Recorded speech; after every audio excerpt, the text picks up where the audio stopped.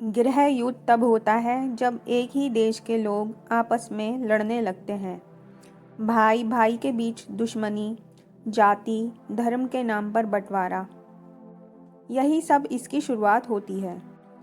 पहले नफरत बोई जाती है, फिर अविश्वास पनपता है, और जब एक देश के दिल में ही आग लग जाती है तो उसे बुझाना आसान नहीं होता। जब अंग्रेज भारत आए थे तब यही सीधे गृह युद्ध नहीं था, मगर हालात वही थे। राजे रजवाड़े आपस में बटे हुए थे, एक दूसरे से लड़ते थे, और इसी आपसी फूट का फ़ायदा अंग्रेज़ों ने उठाया। उन्होंने फूट डालो और राज करो की नीति अपनाई, और हम जो कभी सोने की चिड़िया थे गुलाम बना दिए गए। गृह युद्ध का फ़ायदा हमेशा बाहरी दुश्मन उठाता है।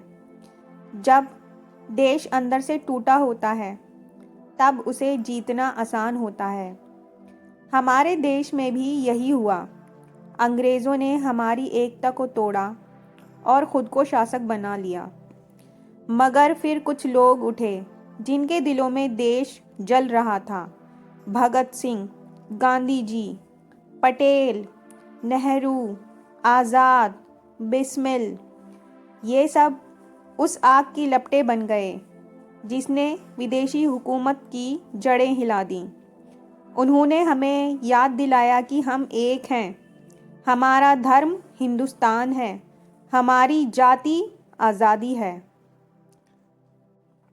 गृह युद्ध का अंत तब होता है जब लोग याद करते हैं कि उनका असली दुश्मन कौन है।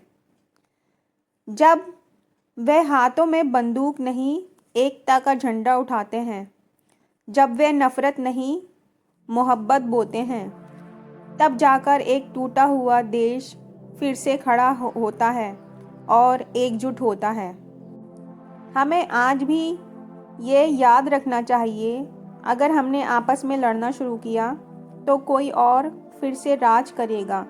इसलिए एकता में ही शक्ति है, और वही भारत की असली पहचान है।